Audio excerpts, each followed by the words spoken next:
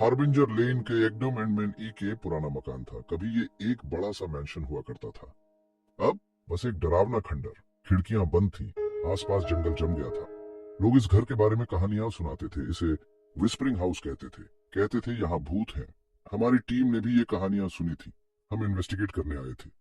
इस जगह की एनर्जी ने हमें खींचा था। यहाँ कुछ तो गड़बड़ थी, हमें महसूस हो रहा था। हमारा मकसद था पता लगाना कि यहाँ हो क्या रहा है। हमारी टीम में 4 इन्वेस्टिगेटर्स थे। मैं, राज, सुमित, नेहा और रीमा। हमने अपने कैमरा और सेंसर्स लगाए। सूरज ढल रहा था। ऐसा लग रहा था जैसे घर हमें देख रहा है। हवा ठंडी होने लगी। हमें हवा में फुसफुसाहट सुनाई दे रही थी। हवा में हम घर के अंदर दाखिल हुए। दरवाजा खड़खड़ाते हुए खुला। हवा में धूल फैल गई। छत से मकड़ी के जाले लटक रहे थे। घर में सन्नाटा था, बहुत ज्यादा सन्नाटा। हमारे रोंगटे खड़े हो गए। हमें पता था हम अकेले नहीं हैं। हम घर में घूमते रहे। हर कमरा खाली था, लेकिन हर कमरे में एक अलग ही एनर्जी थी। भारीपन महसूस हो रहा था, जैसे कोई हमें दबा रहा हो। हमें किसी की मौजूदगी का एहसास हो रहा था। हम एक छोटे से कमरे में दाखिल हुए। वहां बहुत ठंड थी। हमारी रीढ़ की हड्डी में ठंडक दौड़ गई। हमें पता यहाँ कुछ है, कुछ अदृश्य। हमें अपनी गर्दन पर किसी के सांस लेने की आहट महसूस हुई, लेकिन जब हम मुड़े तो वहां कुछ भी नहीं था। हम सीढ़ियां चढ़े। सीढ़ियां हमारे पैरों के नीचे चरमरा रही थी। हमें एक आवाज सुनाई दी। ये किसी के रोने की आवाज थी। हम उस आवाज के पीछे पीछे एक बेडरूम में पहुंच गए।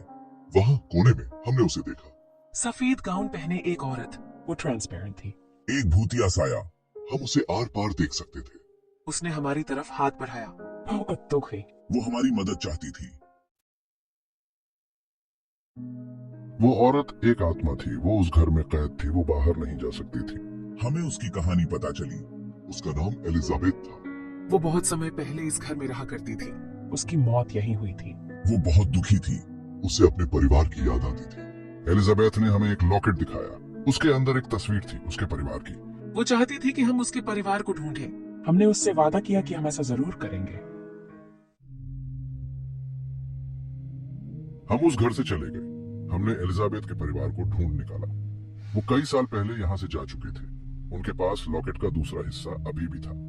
हम उस परिवार को वापस उस घर में लेकर आए। उन्होंने एलिजाबेथ से अलविदा कहा।